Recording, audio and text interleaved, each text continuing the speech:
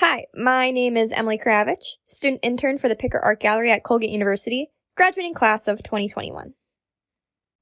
A train idles at a station, billowing smoke into the sky.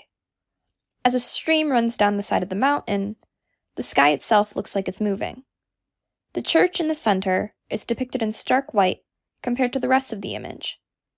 The bare trees and train are solid black with minimal highlights.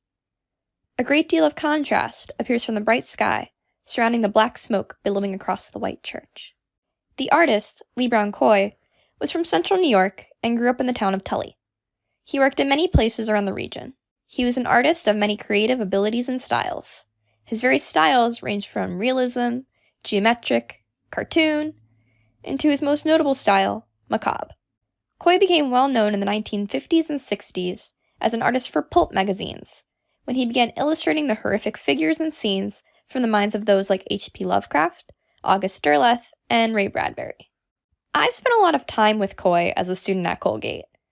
I've helped with reorganizing the Coy works in the Picker Art Gallery's permanent collection into their own mini collection, and preparing them to become a true resource of Coy's works and materials. He was kind of a really weird dude.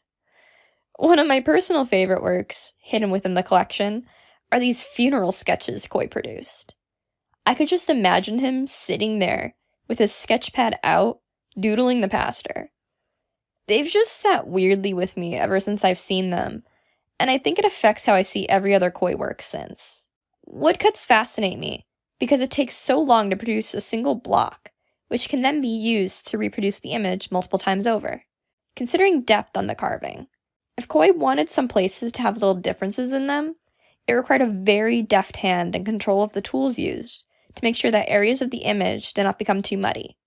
An area I'm taking notice of is the bottom left corner, with the embankment, which looks like individual rocks and slopes due to the way in which he turned the strokes of the knife. I have an idea in mind that this print could be a 3D walk-through sculpture made out of solid metal pieces, which mirror the cutout shapes of the woodcut.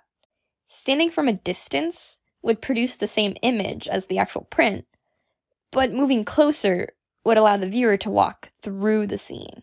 This work, overall, brings a feeling of calm and peacefulness, but still an eeriness radiates and follows the viewer. The bare trees and the overwhelming darkness of the artwork makes it feel like a tranquil night, although a person's imagination will play tricks with the shadows. There's little creepiness or evil hidden within the night and within Coy. Even within an innocent landscape, he cannot help but tap into the macabre.